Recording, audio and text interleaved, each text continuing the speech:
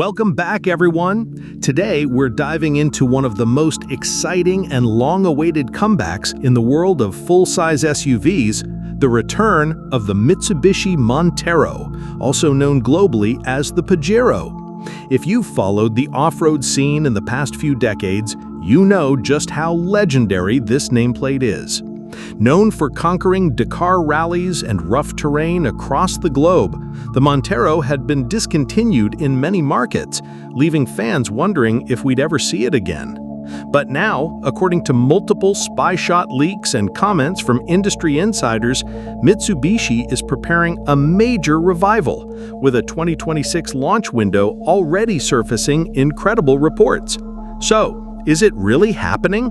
And what will this modern Montero look like?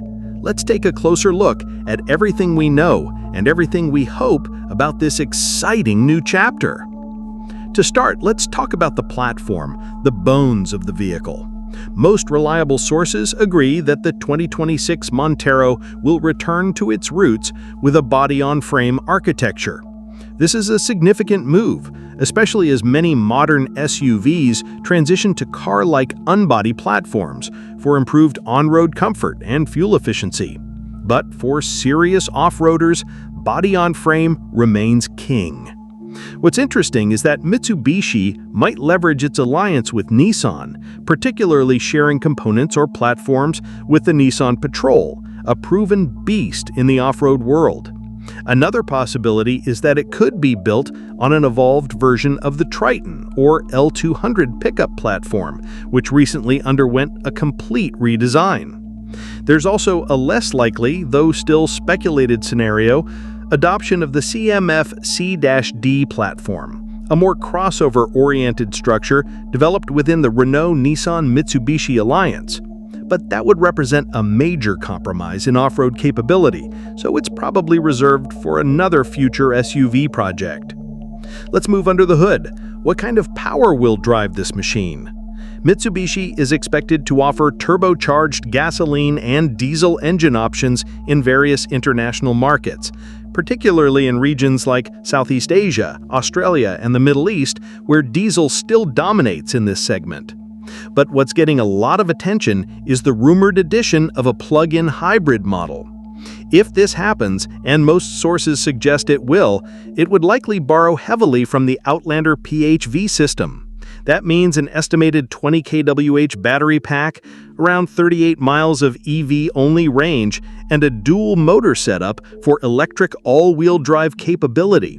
This would not only make the new Montero cleaner and more efficient, but also competitive with newer hybrid rivals like the Land Cruiser 250 series and Jeep Grand Cherokee 4xE. Design-wise, leaked renderings and spy shots suggest something bold.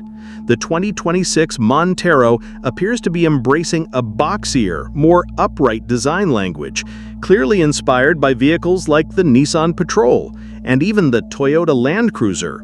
Expect an imposing front fascia, squared-off fenders, signature LED lighting, and integrated skid plates, emphasizing its off-road credentials.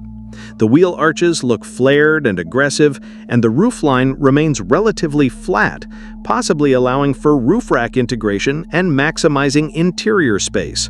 The proportions seem spot on for a three-row SUV with solid approach and departure angles, which are crucial for tackling rough terrain. Now let's talk about the inside, where families and adventurers alike will spend most of their time.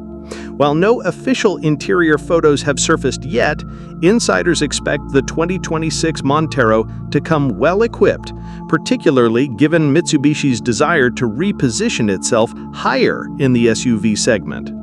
That means three-row seating, likely with configurable second and third rows for improved cargo flexibility. You can also expect a large digital infotainment system, likely 12 inches or more, paired with a digital instrument cluster, wireless smartphone integration, and possibly an off-road control suite with features like crawl control, terrain modes, and real-time telemetry. Materials will likely be a mix of soft-touch surfaces and durable plastics, balancing rugged use with comfort. If Mitsubishi wants to rival the likes of the Ford Bronco or Land Rover Defender, premium interior touches are going to be essential. Now, let's talk release plans. Industry analysts and outlets like Torque News and Auto Evolution suggest that the Montero will first debut in Asia-Pacific markets, such as Australia, Thailand, and the Philippines, where demand for rugged SUVs remains strong.